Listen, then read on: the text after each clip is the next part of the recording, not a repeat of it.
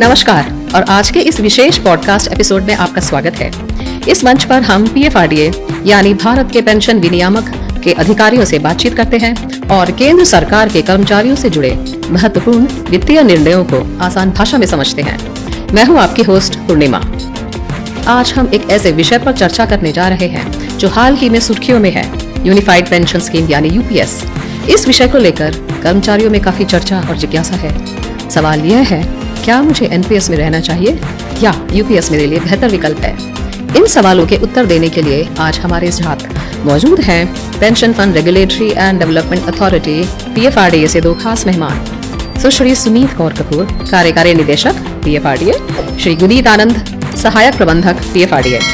Show में आपका स्वागत है। धन्यवाद। हम आगे बढ़ते हैं सेगमेंट 2 पर। UPS क्या है और अप्रैल 2025 से इसमें क्या नया है?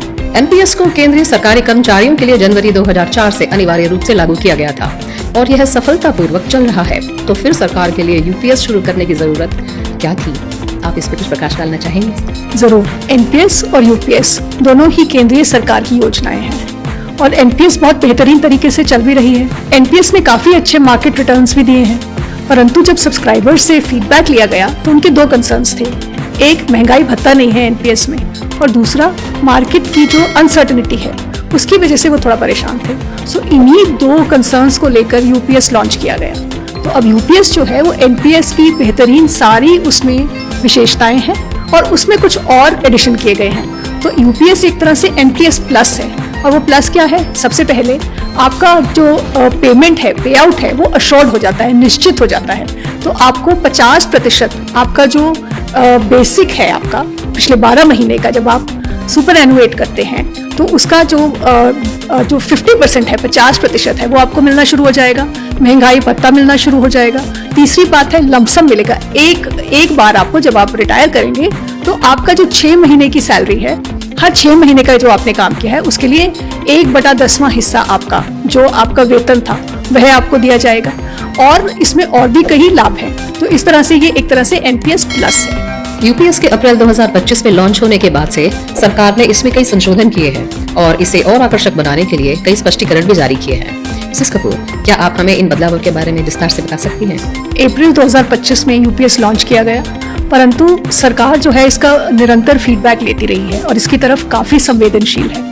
और इसी के चलते सरकार ने काफी सारे स्पष्टीकरण दिए हैं और काफी सारे बदलाव भी लाए हैं। सबसे ज्यादा जरूरी जो इसमें है, one way one time switch, यानी कि आप UPS लेने के बाद भी UPS से NPS वापस जा सकते हैं। एक बार आप 59 ईयर्स की एज तक आप वापस NPS में जा सकते हैं। ये सबसे बड़ा बदलाव आया है। दूसरा, ये स्पष्टीकरण दिया गया कि जो भी टैक्स का बेनिफिट आपको NPS में अवेलेबल था, जो आपको मिलता था, वो आपको UPS में भी मिलेगा। तीसरा, ग्रेच्युटी आपको NPS में उपलब्ध थी, वो आपको UPS में भी उपलब्ध रहेगी। और बाद में ये भी बताया गया कि VRS जो है, आप 20 साल की सेवाओं के बाद, 20 साल की सर्विस के बाद, क्वालिफाइंग सर्विस के बाद भी आप VRS ले सकते हैं। हालांकि 20 से 24 साल की अगर आपकी सेवाएं हैं तो आपको जो अशोर्ड पे आउट मिलेगा वो प्रो रेटा बेसिस पे मिलेगा, परंतु 20 साल के बाद आप एलिजिबल हो जाएंगे VRS लेने के लिए। धन्यवाद। तो हम आगे बढ़ते हैं सेगमेंट 3 की तरफ, जिसका विषय है UPS से NPS में स्विच करना। यह जानकर अच्छा लगा कि सरकार ने एक वन वे स्विच का विकल्प भी जोड़ा है। मिसेस कपूर, कृपया बताइए कि अगर कोई UPS अभिदाता NPS में वापस स्विच करना चाहे तो कैसे कर सकता है? अगर कोई भी अभिदाता या सब्सक्राइबर UPS से वापस NPS जाना चाहे तो अपने सेवानिवृत्ति से 1 साल पहले, यानी कि 59 ईयर्स की एज तक वो वापस जा सकता है। VRS से 3 महीने पहले वापस जा सकता है और रेजिग्नेशन से भी पहले वो वापस जा सकता है। और जब वो वापस जाएगा तो उसके बाद उसका जो 4% उसको NPS में एक्स्ट्रा मिलता था वो उसके प्लान में वापस मिलना शुरू हो जाएगा। दूसरा, जो भी उसको रिटर्न्स मिले थे डिफॉल्ट स्कीम के तहत, वो भी रिटर्न्स उसके NPS के प्लान में वापस दे दिए जाएंगे। और तीसरा, वो अब UPS के तहत नहीं आएगा, उसको अशोर्ड बेनिफिट नहीं मिलेगा और उसके ऊपर सारे के सारे NPS निकासी के जो नियम है, यानी कि NPS एग्जिट रेगुलेशन, वो लागू हो जाएगी। साफ तौर पर कहूँ तो जब तक मैं UPS में हूँ, मेरे प्राण खाते में सिर्फ 10%, उसमें जमा 10% यानी कर्मचारी और सरकार दोनों का ही जमा होगा। पर जब मैं NPS में स्विच करूंगी, क्या मुझे सरकार के 4% योगदान का नुकसान नहीं होगा? कदापि नहीं, बिल्कुल भी नहीं, क्योंकि जो 4% आपको नहीं दिया गया, जो आपके प्लान में नहीं दिया गया, हालांकि पूल कॉर्पस में जाता रहा मगर आपके प्लान में 10% ही आया, तो वो जो 4% जो आपका डिफरेंशियल था वो आपके एनपीएस प्लान में जमा करा दिया जाएगा। और साथ ही साथ जितनी भी मार्केट रिटर्न उसके ऊपर आई डिफॉल्ट स्कीम के अनुसार उस पीरियड में जब आप यूपीएस में थे, वो सारी भी आपको वापस मिल जाएगी। तो जितना भी कंपाउंडिंग का इफेक्ट है, जितना भी ग्रोथ का इफेक्ट है, वो सब आपको मिल जाएगा। किसी भी अभिदाता को या सब्सक्राइबर को किसी भी प्रकार का लॉस नहीं होगा। तो क्या इसका मतलब यह है कि 10 साल की सेवा पूरी करने के बाद हर कोई यूपीएस का लाभ ले सकता है? यूपीएस में अगर आपको लाभ लेना है तो आपको मिनिमम 10 साल की सर्विस करनी होगी और उसके बाद आपको रिटायर होना होगा।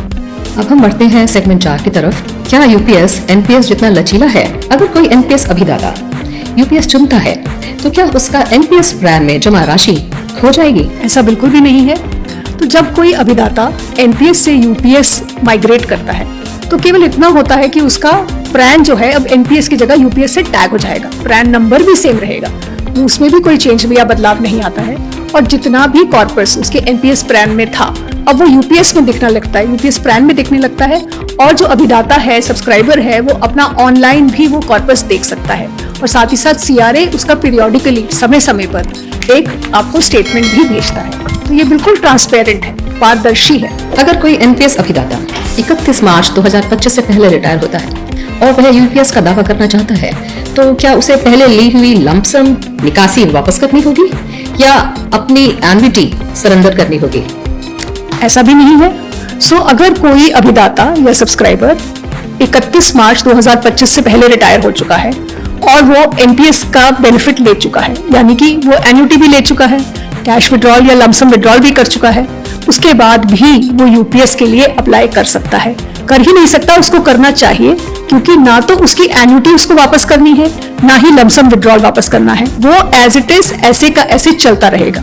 उसके ऊपर उसको वन टाइम लमसम मिलेगा, उसको मंथली टॉप अप अमाउंट मिलेगा, उसके ऊपर महंगाई भत्ता मिलेगा, और साथ ही उसकी स्पाउस को या उसकी पत्नी को या पति को अगर डेथ हो जाती है तो उनको भी 60% अशोर्ड पे आउट मिल सकता है।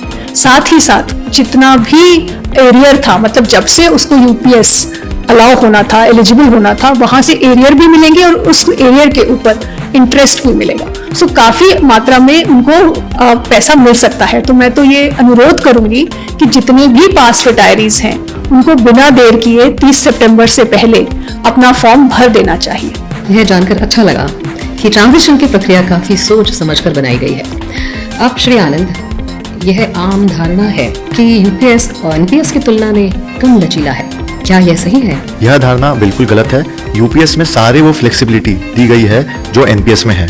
जैसे कि आप अपना पेंशन फंड मैनेजर खुद से चूज कर सकते हैं, आप अपना जो इन्वेस्टमेंट पैटर्न है कि किस तरीके से मार्केट में आपका पैसा इन्वेस्ट होगा वो आप चूज कर सकते हैं। इसमें मैक्सिमम 50% जो इक्विटी का ऑप्शन है वो भी आपको दिया गया है, और आप पार्शियल विड्रॉल भी कर सकते हैं जैसा आप एनपीएस में कर सकते थे, और फाइनल विड्रॉल जो आप 7% पैसा अपने रिटायरमेंट पे आप निकाल सकते थे वो भी आप यूपीएस के कॉर्पस से निकाल सकते हैं।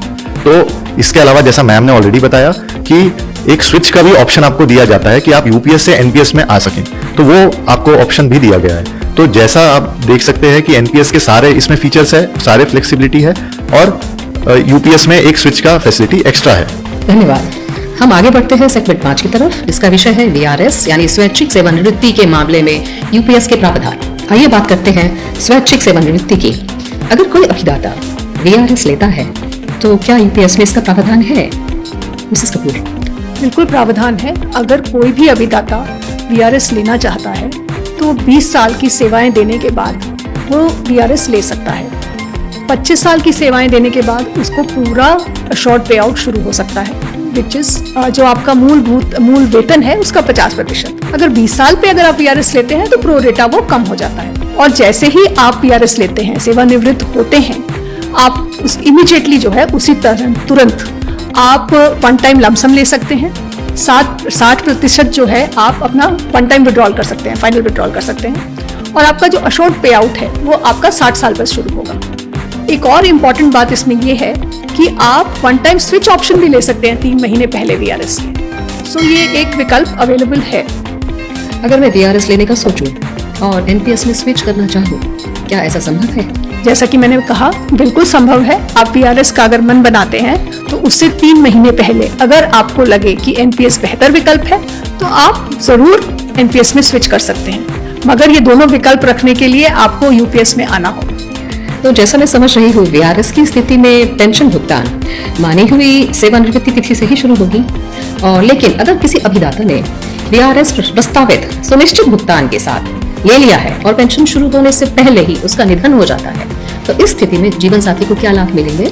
जी, तो इसके प्रति भी सरकार बहुत संवेदनशील है और उन्होंने ये स्पष्टीकरण दिया है, साफ साफ कहा है कि अगर दुर्भाग्यपूर्ण किसी अभिदाता की मृत्यु हो जाती है VRS लेने के बाद और अभी अशोर्ड पे आउट स्टार्ट नहीं हुआ है, शुरू ही नहीं हुआ है, तो जो उनकी पत्नी है या पति है जो पीछे रह गए हैं, उनको 60% अशोर्ड पे आउट उसी समय स्टार्ट हो जाएगा। उनको 60 साल के वेट करने की या इंतजार करने की कोई आवश्यकता नहीं है। धन्यवाद। हम आगे बढ़ते हैं सेगमेंट 6 पर, जिसका विषय है इस्तीफा, सेवा से हटना, बर्खास्तगी, अनिवार्य सेवानिवृत्ति के मामले में UPS के प्रावधान।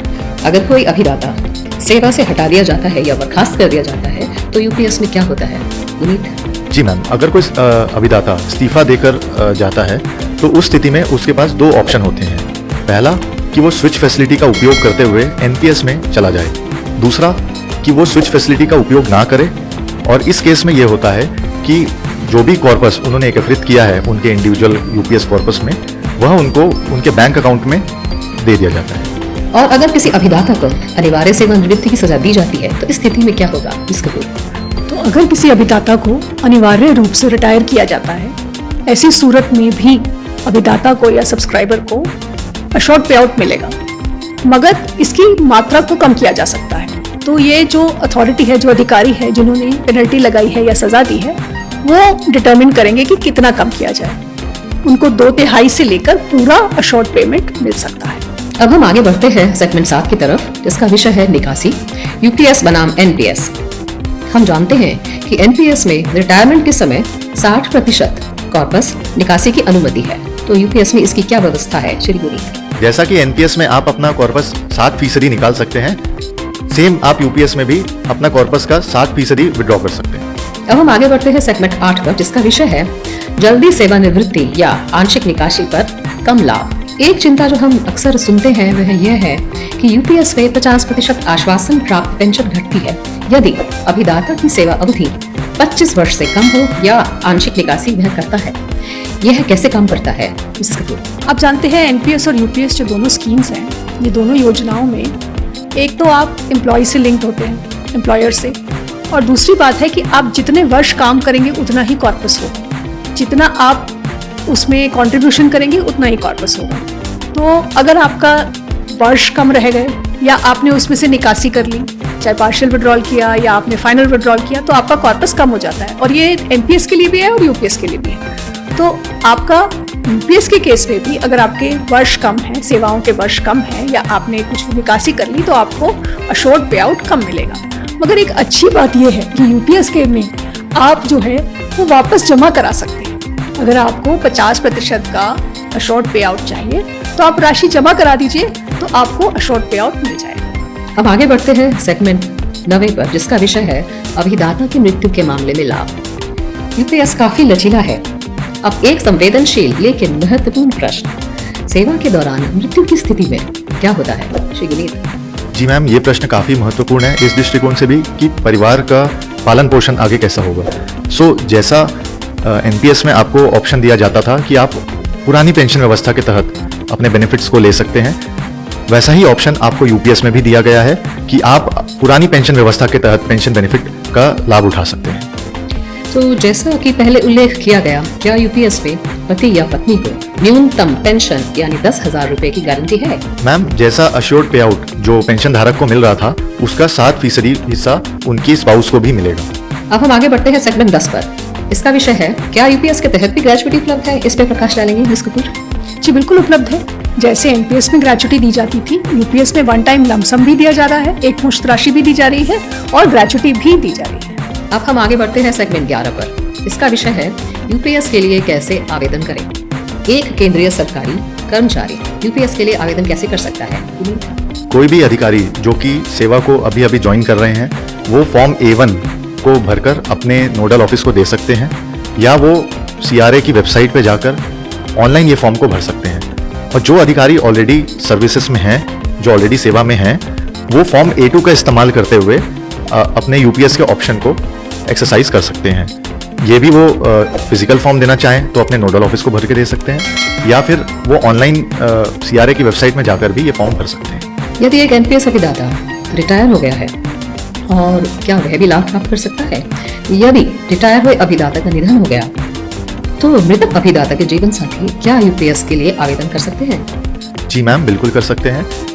एक रिटायर्ड अभिदाता को B2 फॉर्म को भरकर अपने नोडल ऑफिस को देना होता है, और अगर अभिदाता नहीं है तो उनकी गैर मौजूदगी में उनकी जो स्पाउस हैं, जो उनके जीवन साथी हैं, वो B4 या B6 फॉर्म यह भरकर अपने नोडल ऑफिस को दे सकते हैं। ये फॉर्म को ऑनलाइन भी भरा जा सकता है और फिजिकली नोडल ऑफिस को भर के दिया भी जा सकता है। केंद्रीय कर्मचारी जिनका पैन अभी तक नहीं बना है, वे UPS के लिए आवेदन कैसे कर सकते हैं? तो ऐसा हो सकता है कि अभी कुछ कर्मचारियों ने या कुछ केंद्रीय सेंट्रल एम्प्लॉयज़ ने अभी ज्वाइन किया हो तो उनका पैन जनरेट नहीं हुआ, पैन अभी उनको नहीं मिला है, तो उनको समझ नहीं आ रहा होगा कि फॉर्म कैसे भरें। तो एक वो A1 फॉर्म डाउनलोड करके फिजिकल फॉर्म में या तो अपनी ट्रेनिंग एकेडमी में दे सकते हैं, या फिर अपने कार्डर कंट्रोलिंग अथॉरिटी में दे सकते हैं, या अपने नोडल ऑफिस को दे सकते हैं। तो कहीं पे भी ये 30 सितंबर से पहले उनको ये फॉर्म जमा कराना है। अब हम आगे बढ़ते हैं सेगमेंट 12 पर, जिसका विषय है अंतिम विचार, UPS बनाम NPS। तो सबसे बड़ा सवाल आपके लिए, कौन सा बेहतर है, UPS या NPS? मिस कपूर। बहुत ही बड़ा सवाल है और जहाँ भी हम जाते हैं ये सवाल पूछा जाता है। अब इसका एक जवाब नहीं हो सकता, सबकी लाइफ सिचुएशन अलग है, लेकिन इसका सबसे अच्छा जवाब आपको रिटायरमेंट के पास मिलेगा। और उसका रीज़न है, उसका एक कारण है, क्योंकि जब आप रिटायरमेंट के पास पहुँच चुके होंगे तो आपके सामने बहुत चीज़ें स्पष्ट हो चुकी होंगी। आपकी फैमिली की क्या सिचुएशन है, आपकी सेहत की क्या सिचुएशन है, मार्केट ने कैसा रिटर्न दिया है, ये सब आपके सामने स्पष्ट हो चुका होगा। तो अगर आप रिटायरमेंट के पास पहुंच के इसका जवाब ढूंढेंगे तो आपको ज़्यादा स्पष्ट मिलेगा, मगर वहाँ तक वो आपको निर्णय लेने के लिए आज UPS का चुनाव करना होगा, ताकि आप एक इंटेलिजेंट वहाँ पे एक इन्फॉर्म डिसीजन ले सके, एक इन्फॉर्म निर्णय ले सके। तो मेरा सुझाव ये रहेगा कि आज आप UPS चुन लें, ताकि आपके पास NPS और UPS दोनों विकल्प रहें। अगर आप किसी कारणवश NPS ही चुनते हैं तो आप NPS में ही रहेंगे, आपको UPS का विकल्प दोबारा नहीं मिलेगा। परंतु अगर आज आप UPS चुनते हैं तो आपको दोबारा से NPS का विकल्प भी मिल सकता है। तो अपने दोनों विकल्प खुले रखें। क्या कोई ऐसा वेबसाइट या कैलकुलेटर है जहां पर मैं यह देख सकूं कि कौन सी योजना मेरे लिए बेहतर है? पुनीत, ऐसा कैलकुलेटर उपलब्ध है। अगर आप इंटरनेट पे जाएंगे तो बहुत से ऐसे कैलकुलेटर चल रहे हैं, बट मैं हमारे दर्शकों से यही अनुरोध करना चाहूँगा कि वो ऑफिशियल कैलकुलेटर जो कि NPS ट्रस्ट की वेबसाइट पे उपलब्ध कराया गया है, वो वहाँ जाके उस कैलकुलेटर का इस्तेमाल करें। उसमें कुछ नहीं करना होता है, बस कुछ बेसिक डिटेल्स जैसे कि आपकी डेट ऑफ ज्वाइनिंग या आपका जन्मदिन, ये डालना होता है, कुछ बेसिक सैलरी की डिटेल डालनी होती है, और वो एक कैलकुलेशन देख सकते हैं कि उनको किस स्कीम में कितनी पेंशन मिलेगी। इस बात को इतनी स्पष्टता और संतुलन के साथ समझाने के लिए धन्यवाद। हमारे श्रोताओं के लिए मुझे एक बहुत प्रसिद्ध उदाहरण याद है जो विकल्प की शक्ति को बहुत अच्छे से स्पष्ट करता है कि एक विकल्प एक पथ है, दो विकल्प शक्ति है, विकल्प के साथ नियंत्रण आता है। तो अपनी रिसर्च करें और 30 सितंबर की समय सीमा से पहले कार्य करें ताकि आप सबसे सूचित और उचित निर्णय ले सकें। धन्यवाद।